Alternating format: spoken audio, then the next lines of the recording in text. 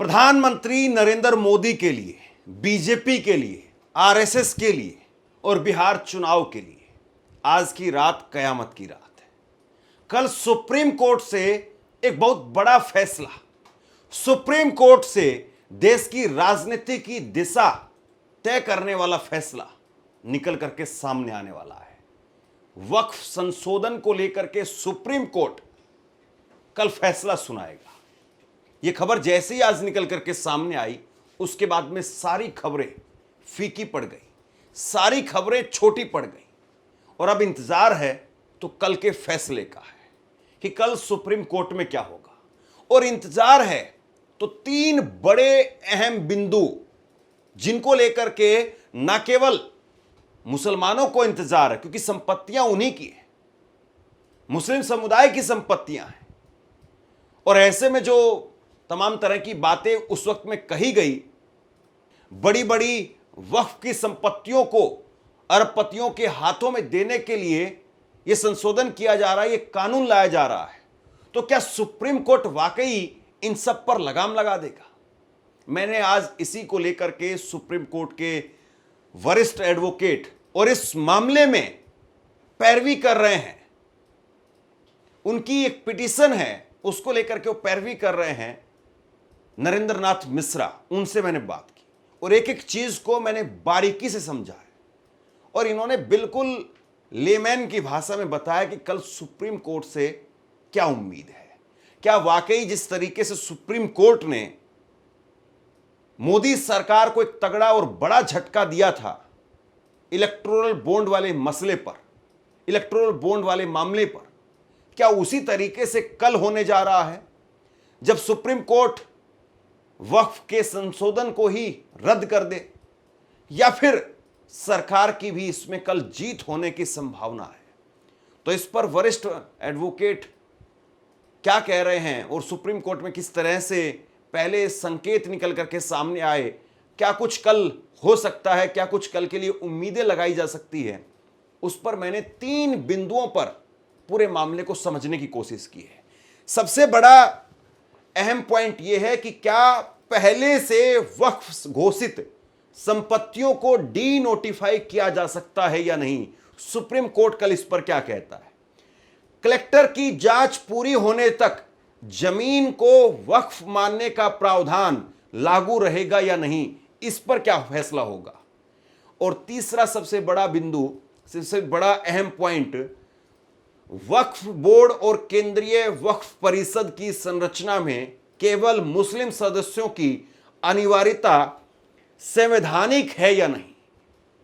इन तीन मसलों को लेकर के नरेंद्र नाथ मिश्रा ने क्या कुछ कहा है, आप एक बार जरा सुनिए। सुप्रीम कोर्ट के वरिष्ठ अधिवक्ता और वक्फ के इस मामले में पैरवी कर रहे हैं कांग्रेस के विधायक आरिफ मसूद की तरफ से नरेंद्र नाथ मिश्रा जी हमारे साथ में। मिश्रा जी, सबसे पहले तो आपका बहुत बहुत स्वागत और धन्यवाद कि आपने समय दिया। कल फैसला आएगा, 4 महीने का इंतजार और 4 महीने के इंतजार के बाद में कल फैसला आएगा।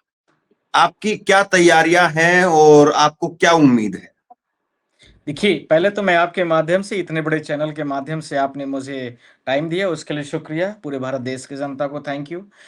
सवाल मेरे 3 क्वेश्चनों को लेकर के जो पहले भी पिटीशन में बने थे और आज भी बने हैं। पहला, जब वक्फ बोर्ड मुसलमानों को लेकर के है तो वक्फ बोर्ड के मुस्लिम सदस्यों को हटा करके अन्य कास्ट के लोगों को क्यों रखा गया? पहला प्रश्न है। इसका जवाब आज तक सुप्रीम कोर्ट से हम लोगों को नहीं मिला है। पॉइंट नंबर 2 इस केस का, यदि ये बोर्ड बना हुआ है तो इसकी इन्वेस्टिगेशन करने के लिए जब वक्फ बोर्ड पहले से ही सारी चीजों को डिसाइड करता था, जिसमें 1913 का एक्ट है, जिसमें मुस्लिम के परिवार के लाभों के लिए ही वक्फ बोर्ड बनाया गया था। फिर 1923 में वक्फ बोर्ड बनाया गया, हम अपनी संपत्ति को दे रहे हैं तो इसका क्या क्या किस प्रकार से यूजेस किया जाएगा। फिर उसके बाद में 1930 में कानून कैसे वैलिडेट करेगा, उसको लेकर के एक्ट आया। इसके साथ में भारत देश आजाद होता है क्रमशः। आज 2013 की बात कर रहा हूँ, 2025 की, जो अभी एक्ट में आ चुका है। तो जब ये सारी चीजों की वैलिडिटी और जुडिक्शन पहले से स्टेट और सेंट्रल और इसके साथ में लोकल लेवल पर पहले से ही जुडिक्शंस और कोर्ट बनाए गए हैं, उनको सुनवाई करते हैं, तो फिर आज कलेक्टर के इंटरवेंशन करने की क्या जरूरत थी? कलेक्टर का करने का मतलब है कि कलेक्टर ही वक्फ बोर्ड की प्रॉपर्टी को लेगा और कलेक्टर ही उस मैटर को डिसाइड भी करेगा और कलेक्टर ही आपकी सुनवाई करके, जाहिर सी बात है कि गवर्नमेंट का वो आदमी है, पक्षपात भी करेगा। जाहिर सी यह भी आदमी जरूर मतलब यह भी स्पष्ट है कि ये कलेक्टर जो भी निर्णय देगा वक्फ बोर्ड के अगेंस्ट में जाकर के देगा। साथ ही साथ में जो भी निर्णय दिए जाएंगे वो मेजोरिटी में मुसलमानों को नहीं रखा गया है, मेजोरिटी में विभिन्न तरह के जो बोर्ड्स के मेंबर हैं उनको रखा गया है। जब मुसलमानों को लेकर के ही वक्फ बोर्ड बना है, मुसलमान अपनी संपत्ति को ही सारी चीजों को लेकर के ही देते हैं कि वक्फ के लिए काम करेगा। वक्फ का मतलब सिर्फ इतना समझना है कि धार्मिक कार्यों के लिए, शिक्षा व्यवस्था के लिए, मेडिकल के लिए, हॉस्पिटलिटीज के लिए, गरीबों के लिए है। तो सवाल यह उठता है कि सरकार का उद्देश्य यहां पर क्या है? जब पहले से ही वेलफेयर काम के लिए सरकार ये वक्फ बोर्ड बनाया गया है, सारी चीजों को लेकर के कार्रवाइयां की जाती हैं उस पे, तो फिर सरकार किस उद्देश्य के लिए ले रही है? जाहिर सी बात है कि प्राइवेट लोगों पर, जो इनके पूंजीपति लोग हैं, पूंजीपति घराने हैं, जो बड़ी बड़ी वक्फ की संपत्तियां पुराने जमाने में थी, जिन लोगों ने वक्फ की संपत्तियों को वक्फ के बोर्ड को दे दिया था, उन संपत्तियों को किसी प्राइवेट लोगों को देने के लिए, जो मेन पॉश जगह पर है, चाहे मुंबई हो चाहे दिल्ली हो, बहुत सारी संपत्तियां ऐसी हैं जहां पर गरीब लोग रह रहे हैं और उन गरीब लोगों की जमीनियों को छीन करके किसी स्पेशल जो तबका वर्ग है, जो स्पेशल बड़ा पूंजीपति है, उसको देने के लिए सरकार कलेक्टर के माध्यम से बोर्ड को डिसॉल्व कर करके अपने लोगों को सेटअप करके ये सब करने के लिए तैयारियां कर रही है। साथ ही साथ में जो वक्फ बोर्ड के सदस्य भी होंगे, उस वक्फ बोर्ड के सदस्यों में से आपको यह भी ध्यान रखने की आवश्यकता है कि उसमें जो डिसाइड करने वाले लोग होंगे, उस मेंबर में कौन कौन रहेंगे, वह भी सरकार ने मुसलमानों के हाथ से छीन लिया है। सरकार डिसाइड करेगी। मिश्रा जी, मैं ये थोड़ा सा रोकना चाह रहा हूं आपको। कल ये मामला जब आज लिस्टिंग कर लिया गया, कल के लिए जजमेंट आएगा, तो कल एक तो ये आपके पास में अगर वो लिस्ट कल के लिए आ गई है तो समय कितने बजे रहेगा?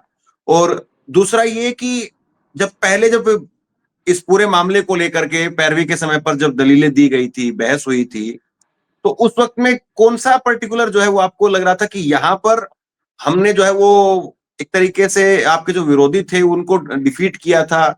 किस किस मुद्दे को लेकर के आपको लग रहा है कि यहां पर कम से कम जो है हमें पूरी उम्मीद है? क्योंकि तीन चार बड़े आप खुद ही गिनवा रहे हैं कि एक तो कलेक्टर वाला मामला है, एक केवल मुसलमान रहेंगे या नहीं रहेंगे वो वाला मामला है।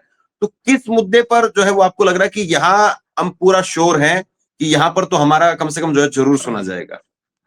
कल सुप्रीम कोर्ट इस मैटर में डायरेक्शन जारी करेगी, हम्म। ठीक है, यह भी ध्यान रखने की आवश्यकता है। दूसरा, इसके साथ मैं बोलना चाहता हूं कि जो कलेक्टर ही इस मैटर को डिसाइड करेगा, वक्फ बोर्ड की जो कमेटीज हैं स्टेट लेवल पर, सेंट्रल लेवल पर, मुसलमानों के द्वारा ही उसके मेंबर बनाया जाए, पूरा इसमें कोई भी चेंजेस न किए जाएं। हम लोगों की यह सबसे बड़ी जीत होगी यदि सरकार, सुप्रीम कोर्ट हम लोगों के लिए, क्योंकि वक्फ मुसलमानों को लेकर के है और मुसलमानों के हित के लिए है पहले से यदि उनको कुछ एक्सक्लूड करना है, कुछ भी आपको ले आना है, तो मुसलमान लोगों को रखने की आवश्यकता है, तो फिर मेजोरिटी में मुसलमानों को रखने की आवश्यकता है, एज पर लॉ होना भी चाहिए। तो फिर ये इनको सरकार ने इस तरह का बिल ले आकर के मुसलमानों को क्यों हटाना चाहती है? इससे इनका इंटेंशन और उद्देश्य क्लियर होगा। तो हम लोगों की पहले दलीलें और इस चीज को लेकर के निर्णय लेने के लिए पूरा होगा, और मुझे लगता है कि सुप्रीम कोर्ट भी इस चीज को मानने से जरा भी नहीं इंकार करेगी कि जब मुसलमानों को लेकर के ये, तो मुसलमानों के अपॉइंटमेंट भी मुसलमान के द्वारा होना चाहिए और मुसलमान लोग ही पूरे बॉडी में होना चाहिए। यह भी उनके धर्म की बात है, उनके नैतिकता की बात है, उनके वर्क कैपेसिटीज की बात है, सोसाइटीज की बात है, तो वो होना चाहिए। यदि मैं इसके आर्टिकल विपरीत में 29 बात, का भी उस वक्त में जिक्र हुआ था। करेक्ट, ये कंप्लीट वायलेशन हो रहा है। आर्टिकल 21 का भी हो रहा है, आर्टिकल 21G का भी हो रहा है, 21A का भी हो रहा है। भाई, जिसकी हमारी स्वतंत्रता तो होनी ही चाहिए। साथ ही साथ में रिलीजन्स की जो प्रैक्टिस करने की लेकर के हमारे जो आर्टिकल्स दिए गए हैं, आर्टिकल 17 और आर्टिकल 16 में, उसमें भी, और आर्टिकल 22 और 20 से लेकर 24 में, जहां स्पष्ट तरीके से लिखा गया है सारी चीजों को लेकर के कि कोई भी व्यक्ति रिलीजन्स को फ्री प्रैक्टिस कर सकता है। तो रिलीजन्स के जब मामले में हमारे सारे कॉन्स्टिट्यूशन में सारी चीजें दी गई हैं, तो फ्री प्रैक्टिस करने को लेकर के हमें कहीं ना कहीं पर इन सारी चीजों के आने से अवरोध भी उत्पन्न हो रहा है। तो इसका भी हवाला होगा। साथ ही साथ में जब ऐसी चीजें हो तो हिंदू रिलीजन्स में ही बहुत तरह के ग्रुप बनाए गए हैं, बहुत तरह की सोसाइटीज बनाई गई हैं, और हिंदू को लेकर के स्पेशल जो एक्ट है उसमें भी मुसलमानों का दखल अंदाजी शुरू होगी।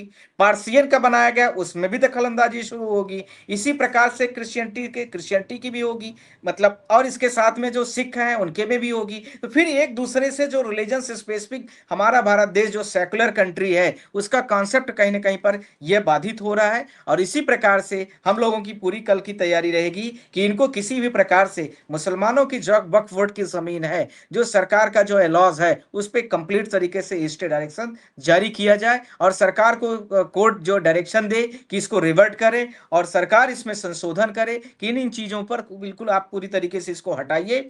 कमेटीज के मेंबर मुस्लिमों को रखिए, मुस्लिमों के पास पावर होना चाहिए, मुस्लिमों के लिए और दूसरी रिलीजन्स के लोगों को इंटरफेयर नहीं करने की आवश्यकता है। साथ में कलेक्टर को इसमें हटाने की आवश्यकता है, क्योंकि कलेक्टर सिर्फ और सिर्फ इस जमीनों को लेकर के निजीकरण के लिए निजी लोगों के हाथों में देने के लिए सुनवाई एक नाम मात्र का, वो हम लोगों की पैरवी करते करते दे दिया गया नाम है। आप दो दो चीजों पर ज्यादा जोर दे रहे हैं, एक तो कलेक्टर वाला जो मुद्दा है और दूसरा कि मुसलमानों को ही केवल जो है वो इस बोर्ड के अंदर रखा जाए। एक जो तीसरा जो बड़ा मुद्दा है मैं उसको भी थोड़ा छूना चाहता हूं, वो ये था कि जो पहले से घोषित वक्फ की संपत्तियां हैं उनको क्या फैसला आने के बाद में फिर से जो है वो डी नोटिफाई किया जाएगा? इस पॉइंट को लेकर के आपको जो है क्या उम्मीद है कल? मैं आपसे ये कहना चाहता हूं कि जो वक्त की संपत्तियां पहले से डिसाइड हैं, इसके बारे में मैं थोड़ा सा बैकग्राउंड के पीछे भी जाकर के आपसे बात करना चाहता हूं। मैं फिर बोलना चाह रहा हूं कि भारत देश जब आज़ाद होता है तो 1954 में वक्त जो अधिनियम आता है, जहां से कॉन्स्टिट्यूशन हमारा 1947 से जो बनता है, वो 1949 से 1950 में जब एक्सिक्यूट हो जाता है कॉन्स्टिट्यूशन ऑफ इंडिया, तो उसके बाद से जो विभिन्न प्रकार के एक्ट आए हैं, जिसमें 1959 कहता है कि वक्त अधिनियम में संशोधन कैसे की जाए। फिर 64, 69 और 84 में जो किया गया है उसमें स्पष्ट लिखा है कि संपत्तियों में प्रशासन और उसके सुधार किस प्रकार से किए जाएंगे। यहां पर इन्होंने पूरी कंप्लीट तरीके से वायलेशन कर दिया है। जो 1964 का एक्ट है, जो 1969 का एक्ट है, जो 1984 का एक्ट है, इनको इन्होंने कंप्लीट तरीके से रिमूव कर दिया 2024 के एक्ट से, जहां पर स्पष्ट तरीके से कहा गया है कि वक्त की जितनी भी संपत्तियां हैं सरकारें कभी भी नहीं ले सकती, क्योंकि उसका सरकार का उद्देश्य होता है समाज में जो भी सेक्युलर जो हमारे भारत देश का कॉन्स्टिट्यूशन है, जो इसके अकॉर्डिंगली यह स्पष्ट है कि सरकार का सिर्फ उद्देश्य होता है कि समाज में सामाजिक व्यवस्था को उत्पन्न करना, जिसमें यह होता है कि मेडिकल की सुविधाएं हो, सोशल में बात करूं तो एजुकेशन की, सामाजिक और भी जो आचरण होते हैं उसके लिए। तो जो वक्फ बोर्ड खुद ही कर रहा है, तो आप वक्फ बोर्ड की संपत्तियों को लेकर के आपका उद्देश्य यहां पर क्लियर नहीं है, इसलिए सरकार से यह इन संपत्तियों को लेने का हकदार नहीं होगा। साथ में 2025 के बाद यदि इसको कुछ भी वक्फ बोर्ड को नया कुछ करने की जरूरत होगी, तो जिस दिन से वो लागू होगा उसके बाद से कोई भी एक्ट आते हैं, उसके बाद से वो सारे एक्ट में नए परिसीमन होते हैं, जिसको जो टेरिटोरियल जुरिडिक्शंस भी हम लोग कहते हैं, कि अब ये एक्ट मान लीजिए लग गया, मान लीजिए कोई भी एक्ट लग गया, उसके बाद से वो सारी चीजें आती हैं, न कि उसके पहले। जैसे कोई नया नियम आ गया, बीएनएस एक्ट आ गया, मान लीजिए 2023 का एक्ट आ गया, उस एक्ट के आने के बाद से 2023 में आया। अब इसका मतलब ये थोड़ी ना हो गया कि 2023 के पहले के जितनी आईपीसी के सेक्शंस लगाए गए थे, जितनी सारी कानूनी प्रक्रियाएं चली थी, जिसको कन्विक्शन हुआ था, जितना ट्रायल हुआ था, वो थोड़ी बाधित हो सकता है। तो ये 2025 के आने के पहले जितनी वक्त की प्रॉपर्टीज थी वो यथास्थिति में बनी रहेगी। नए नए चीजें यदि कुछ होती हैं तो यह नए चीजों पर यह कह सकते हैं कि वक्त की अब ऐसे ऐसे संपत्तियों का आदान प्रदान, और वक्त में यदि कुछ लिया जाता है तब ये सारी चीजें आएंगी। तो पुराने वाले में टच नहीं कर सकते, पुराने में हाथ नहीं लगा सकते, ये कुछ भी कर लें, नया संशोधन ला दें, जो करना है करते रहे, वो पुराने पर लागू नहीं होगा इनका। एक एक थोड़ा सा मैं अपने दर्शकों के लिए समझना चाहूंगा कि ये 4 महीने का वक्त कैसे लग गया, इतना लंबा, क्योंकि मई में फैसला सुरक्षित रख लिया गया था, उसके बाद में 4 महीने का वक्त क्यों लग गया इसमें? देखिए, 3-4 बड़ी महत्वपूर्ण चीजें हैं। पहला तो सुप्रीम कोर्ट के बीच में छुट्टियां भी लगती हैं, जून में वैकेशन हम लोगों का शुरू हो जाता है, और इस साल तो जून में वैकेशन शुरू होने के बाद 17 जुलाई को सुप्रीम कोर्ट खुलती है। उसके बाद में सुप्रीम कोर्ट जो है तो पूरा इतना 2 महीने के जो 1.5 महीने की छुट्टियां थी उन छुट्टियों में क्रिमिनल मैटर्स इतने ज्यादा बढ़ गए थे कि क्रिमिनल जो लोग कस्टडी में हैं, सजाएं जिनको पड़ी हुई हैं, तो वो ज्यादा प्रायोरिटी पर हो जाता है। और सुप्रीम कोर्ट उस समय पर मुझे लगता है कि ये जजमेंट जब रिजर्व कर लिया गया, तो इस जजमेंट को सुनने के लिए जो बेंच थी सारी, उन बेंच के सारे लोग समन्वय बनाते हैं, टाइमली सब चीजें करते हैं, कुछ व्यक्तिगत कारण भी होते हैं, और उस दौरान पर सुनवाइयां भी कोर्ट की लगभग 70-80 मैटर रोज डेली सुने जाते हैं। तो ये सारी चीजों को लेकर के टाइम हो सकता है कि न बना हो। परसों ही सॉरी कल रात को ही लिस्ट में अपडेट हुआ है, हमें भी फोन आया कि आपका मैटर लिस्ट है, आप लोग मंडे के लिए अपीयर रहिए, तब हमें भी पता चला ये सारी चीजों को लेकर के। तो कई बार ऐसे होती हैं चीजें कि कोर्ट के पास भी टाइम का अभाव होता है, क्योंकि इतने डेली मैटर आते हैं, इतनी पेंडेंसी होती है, अर्जेंट मैटर अलग से होते हैं, तो व्यक्तिगत जीवन अभी इसमें कहीं ना कहीं पर थोड़ा बहुत प्रभावित होता है। और भी उसमें सैटरडे संडे भी इंक्लूडेड ही होते हैं, आप जानते ही हैं। तो लगभग ये सारी चीजों को आप मान सकते हैं कि ये सारे कारण रहे। पर मुझे कल की उम्मीद है, अब तो जो चीजें हो चुकी हैं उसको हम सुधार नहीं सकते, जो कल होने वाला है उसके लिए हम लोगों की तैयारी कि वक्त की पुरानी प्रॉपर्टीज पे इंटरफेयर गवर्नमेंट का नहीं होना चाहिए। दूसरा, कलेक्टर को बाहर किया जाए। तीसरा, इसके साथ में मैंने आपसे बोला मुस्लिमों को फुल मेजोरिटी मिलनी चाहिए, ये यस परला बिल्कुल गलत है, और भारत देश के कॉन्स्टिट्यूशन का भी कंप्लीट वायलेशन है। नहीं, इसमें आप उम्मीद की बात कर रहे हैं, तो मैं आपसे थोड़ा सा लेमैन की भाषा में पूछना चाहूंगा कि क्या ये उम्मीद आप कर रहे हैं कि जैसे हम लोग रात को 2 बजे तक बैठे रहे थे, आपको याद होगा जब इलेक्टोरल बॉन्ड वाला मामला आया तो, और आप लगातार 2 घंटे तक हमारे साथ में लाइव थे, तो क्या उस तरीके से होगा कि नरेंद्र मोदी की सरकार को, क्योंकि वो एक बहुत बड़ा झटका था, वो उसी तरीके से झटका लगेगा कि ये वक्फ में जो संशोधन किया गया है इसी को सुप्रीम कोर्ट रद्द कर दे, या फिर कुछ चीजें आपकी तरफ से होंगी, कुछ चीजें सरकार के लिए राहत वाली होंगी और मामला 50-50 में निपटने की जो आपको उम्मीद है? देखिए, कुछ चीजें तो मतलब यह है कि दलीलें दोनों पक्षों की होंगी। पिटीशन बहुत सारी हैं, आपने भी देखा है। कोर्ट उसमें सेलेक्ट कर लेती है कि इन इन पिटीशनों को हम जो सिलेक्टिव हैं और दोबारा रिपीट न किए जाएं, सेम रिपीट स्टेटमेंट। तो इस तरह से कोर्ट का भी टाइम सेव होता है, तो उसमें हम लोग डिसाइड कर लेंगे कोर्ट में जैसी भी चीजें होंगी। दूसरी, ये सबसे बड़ी बात है कि दोनों पक्षों के सुनने के बाद ही किसी चीज में निखार आता है, किसी चीज की स्पष्टता भी स्पष्ट होती है। पर इनकी मामलों की इतनी सुनवाई हो चुकी है कि ज्यादा अब इसमें कुछ बचा नहीं है। अलग बात है कि जस्टिस खन्ना नहीं है, जस्टिस बी आर गवई है, पर इन्होंने भी 2-3 बार मैटरों को सुना हुआ है। जैसे जस्टिस खन्ना साहब थे, तो उन्होंने तुरंत ही स्टे ऑर्डर फर्दर स्टे कर दिया था, इन्होंने नहीं किया था। तो ये सारी चीजें भी होंगी। तो यह कहना कि सुप्रीम कोर्ट पूरी तरीके से रद्द कर देगी, इसके चांसेस यदि मैं परसेंटेज के बेस पर कहूं तो 99% है।